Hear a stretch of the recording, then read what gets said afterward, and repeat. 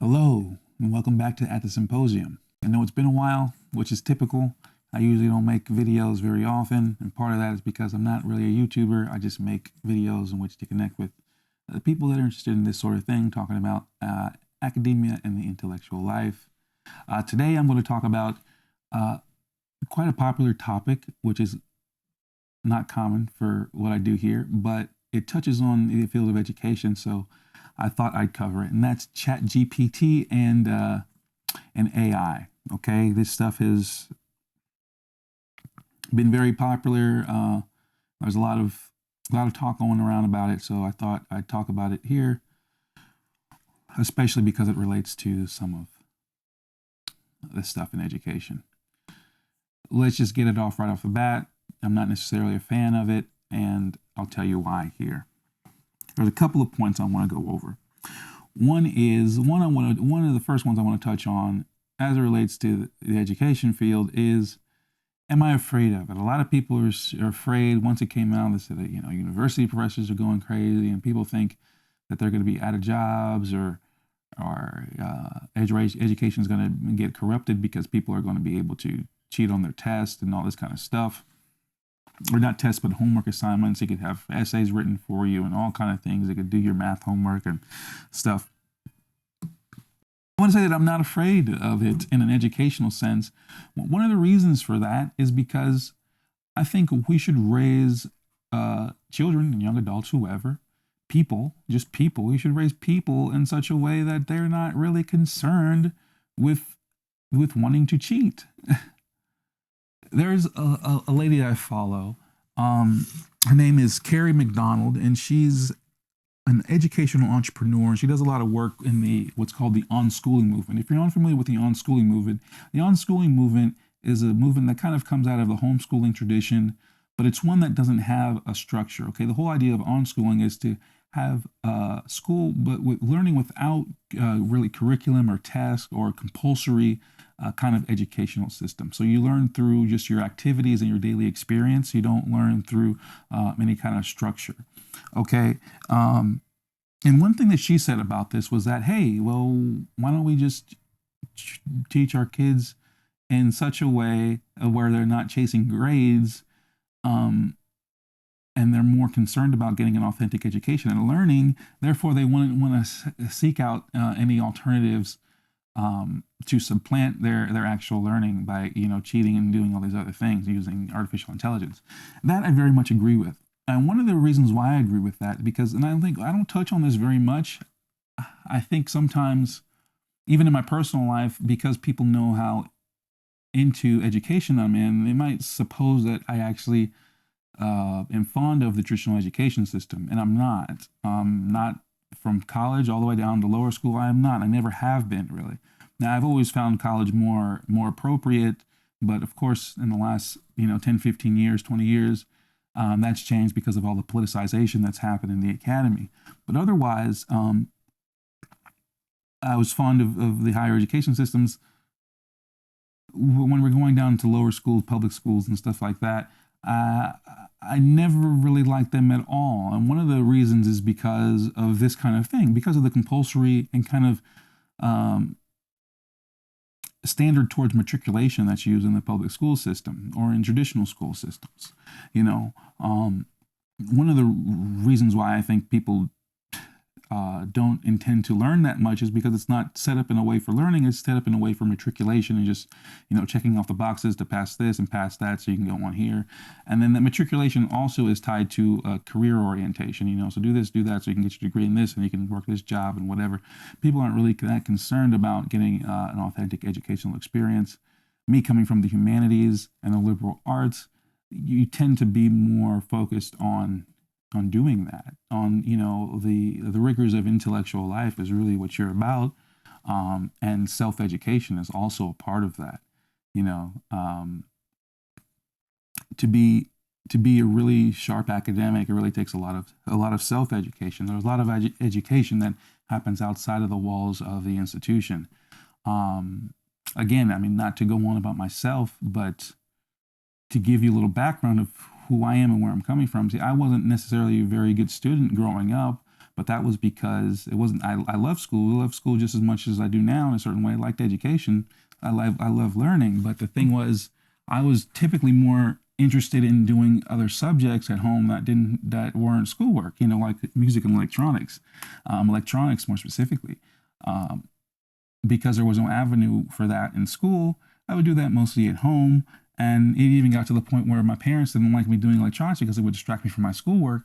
And I would only be able to do electronics in the summertime, you know? So, you know, while other kids were out and my friends were asking, it's like, how come you don't come out? Well, it's like, I only have the summertime to, practice, study electronics and do all this stuff and build things. So I'm going to be at home, you know, making amplifiers and things like that. This is my only time to do that because, you know, it distracts me otherwise. It, you know, distracts me from my schoolwork. My parents don't like that. So I had to do that in the summertime. So I've never been fond of that kind of thing. I've always been more into self-education. So I'm not really a person that's fond of the traditional education system. So the idea of unschooling very much appeals to me. And this is part of the reason why I have this channel, is part of the reason why I'm also seeking out to start a STEM tutoring and a kind of educational school and course here at the farm. It's because of these kind of things. So I very much agree with Karen McDonald that we shouldn't be afraid of Chat GPT. We should really just train people not to want to cheat, because you're only cheating yourself, and the whole idea of education is going through the struggle and the rigor of learning. Why would you want to sell yourself short of that? You know. So the next point I have about Chat GPT is the business of tech. Okay, this is a business. This is the business venture. This is Sam Altman. This is OpenAI. Okay, this is not something that happens natural. And this takes me to my third point here. AI doesn't necessarily evolve without people wanting it to evolve. Technology doesn't evolve unless people get behind it, unless companies get behind it. And that's what they want to do. And this is how these things get created. You know, Sam Altman wanted to do this, and all the people that invested with him, all the people that work with him. And I'm not trying to demonize them. I'm just wanting to get the story straight here. Because if you even watch videos of him, you'll notice that a lot of people in tech, and they've been doing this for years, they do it very successfully. What people in big tech, what they do is they present new products as if they have a life of its own, and as if we have no choice but to accept it. And the reason why they do that is because it's a really good marketing scheme. It's a really good way of making people feel like they have to have something, have to use it, because it's just the new thing that pops up out of nowhere. Transistors, resistors, semiconductors do not have a life of their own. They are made by engineers, and they're constructed to do things by engineers, and they're constructed by companies for people to use them in certain ways for certain purposes. That's the only reason why these things exist. And engineers make them because they have to have something to do. Companies want to have something to do, and they create something. They create something. Now, I'm not against companies creating something. I'm not getting against engineers. I love electrical engineering. But I'm against this idea that it has some kind of natural life, or it's part of some kind of natural evolutionary process. And I'm also against not technology, but certain types of technology that I feel have a possibility of supplanting human hands and the human mind, the activity of human hands and the activity of the human mind. What I mean by that is this technology, like take someone like Gary Vee, for instance, because this topic has been so popular. Of course, he's talked about it probably a million times. I saw a video of him come up and say, oh, you know, AI is like the tractor. It's not like the tractor. The tractor took out a lot of really, the tractor was able to do the work of probably 100 people, you know, at once, you know, in a fraction of the time that it might take to plow a field. Okay, you're talking about something that increased the amount of area that you could cover by probably orders of magnitude compared to one person. It's not the tractor. It didn't take people out of farming. it made farming more efficient. AI is something that could actually take people away from thinking and take people away from the rigors of deep thought and intellectual rigor. Okay. And that would be my worry with it. There's two different types of technology. There's technology that's going to help you do something that's usually mundane or very laborious, that doesn't really matter if human beings do it or not necessarily. Like it's not really that enjoyable or that advantageous. Like it's not a major skill. It's like, like digging a hole isn't really a major thing. That's why if someone gets an auger to dig a hole, I'm not saying, oh man, well you're digging, you're just taking, you're taking the human element out of it. Not necessarily, because digging a hole, there's nothing really fascinating about that. There's not a lot of skill that goes into that. And you're not really missing out on much, and you probably are saving. You're saving your energy. You're saving your back, for instance. You're saving a lot of the physiological stressors in that kind of situation that you could better use in another situation to be more productive. So that's the kind of technology I think is great. But again, this is not that kind of technology. This is technology that's trying to step in to think for us, basically. And that completely supplants a large part of what I think human beings are geared towards doing, and something that I think that we actually enjoy and appreciate.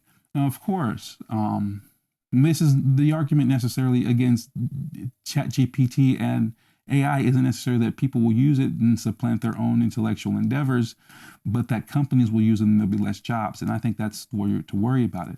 And in one sense, of course, yeah, it might be better that we use it for some, even a local or entrepreneurial person wants to use it to do some kind of activity in their business that's mundane, that might help them be more efficient. Okay, but when this happens on a grand scale and companies use it to the extent to which they're firing people and people are laying people off, and and it impacts the economy, that's really the worry about something like this. And that's why the conversation about universal basic income started years ago as it relates to Chat GPT. And the whole problem with universal basic income is, well, then what are people going to do though? Okay, people have a security in their earnings to live, but again, the activity with the human mind and the human hands are integral parts of who we are as people, and we shouldn't live in a society that's trying to take that away from us, or we shouldn't have industries always trying to take that away from us. Unfortunately, we seem to always be in this situation, especially in the last 10, 20, 30 years in this country, of having to fight for humanness, really, just fighting for basic kind of human activity, and a lot of that comes from technology. A lot of that comes from the intervention of technology, and this is the next frontier. It doesn't surprise me, though, that this is something that exists. Obviously, I don't think it surprises many people, because AI, artificial intelligence, has been the next frontier for engineering. Again, engineers make things because they work for companies. Companies want to make money. Engineers need something to do. They tend to get more and more complex as they go along, as they build more technology, and we're able to make semiconductors more efficient and smaller and can do more things and calculate more things. The next logical step was, hey, well, let's see if we can make something think like a human, or better, or faster, or do else. Yeah. It makes sense, and it's probably, you see, the people that enjoy this the most tends to be the people that work within it. If that's Elon Musk, or if it's Sam Altman, and that's the thing. That's the next thing. One of the next things I want to touch on. Well, it goes actually back to my point about a business venture. It's a business venture. It's first people that are into this sort of thing. They're doing it for themselves. They're not doing it for the betterment of society. Technology doesn't have this natural evolutionary cycle. People do this. People do it that are part of companies because they want to make money, and they're interested in these things, and that's why they do it. It has nothing to do with us. It has nothing to do with the larger population. They're not trying to help anybody. They're just doing what they want to do, and hope it goes over well, and convince us that it's something that we have to take a hold of because it's going to become so pervasive. And we don't have to. I want to make one more point before I go on to that, is that AI isn't intelligent. This kind of goes back to what I was talking about earlier. That's not intelligent. It's not intelligent. We talk about these things as if it's actually like a human. You know, one of the things, I went on Chat GPT when it first came out, and one of the things I noticed is that it can't cite things. It can't tell you where you got its information from. Me being an academic person, one of the first things I'm going to do if I see a piece of information, see where it came from, who said it. And you could say, well, why is that? Well, part of that, and I'm not just talking about just in the literal sense of, oh, if I'm doing a paper or something I have to turn in, or I'm publishing something and I need a source. I'm not saying that in that sense. I'm saying in the human sense, I want to see, you know, if I hear something by somebody, I want to see who that person is, where they're from, what school they went to, you know.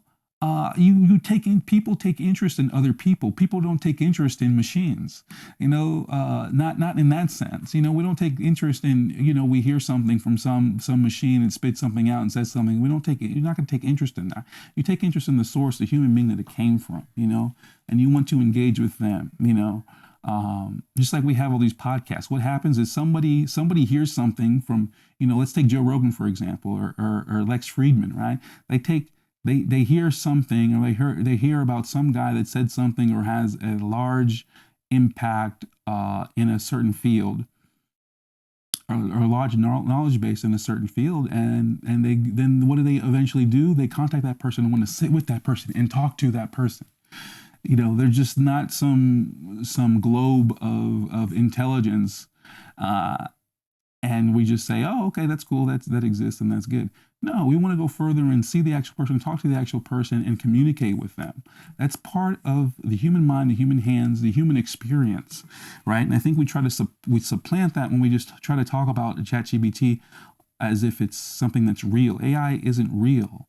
It's just in a sense trying to do things more efficient for us with aggregating information and calculating information, okay, and putting it in a way that is putting all that information in a way and packaging it in a way that's intelligible for us. And that's really the breakthrough here. We've had artificial intelligence for a long time. The thing is that now it's able to, it's more and more, it's getting more and more intelligible, meaning that it's more and more like someone's talking to you or someone's writing. It'd be, you know, it's hard to maybe distinguish between the output of the sentences that Chat GPT writes and someone, you know, a physical person that just wrote it, right?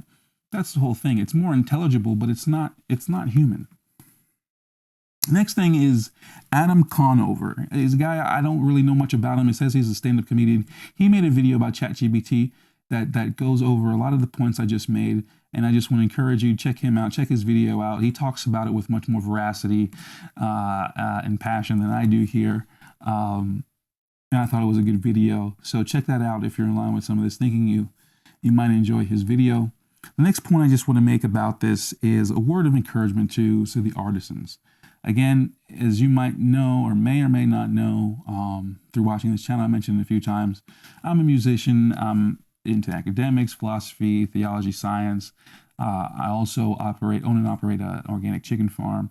I'm a very artisanal person. That's what I care about. Keeping the human mind and human hands at work is really what I'm all about. It's what the symposium is about. It's what my farm is about. It's what my life is about. And for those that are the same, I would encourage you to keep going with that. And just because something is released into society, it goes back to the evolutionary argument. Just because it's there doesn't mean we have to use it, and nor do we have to fear it or act like it's something that has to dictate our future. Now more than ever, we have to be the ones that dictate our own future and dictate what's going to happen around us and how we're going to be involved in this world. And if we want a world still in which human minds and human hands are going to be involved in the things that we do around us, whether individually or collectively, then we have to put into that, and we have to do that without reserve, without being apologetic, without being really concerned about some of the things going on in big tech and whatnot. I understand it's, again, just like I'm making this video, I know that it's something to address, but I think we just have to stick to our guns. You know, we have to cultivate, in the end, we have to cultivate what we appreciate and what kind of world we want to live in, and not give so much energy into all the things that seem so antagonistic, although I know it's difficult. And unfortunately, we live in a day and age that seems to be always going against what people tend to want to do in a natural way, right? So it seems like we're always fighting for just humanness, oftentimes. But let's just keep it, you know.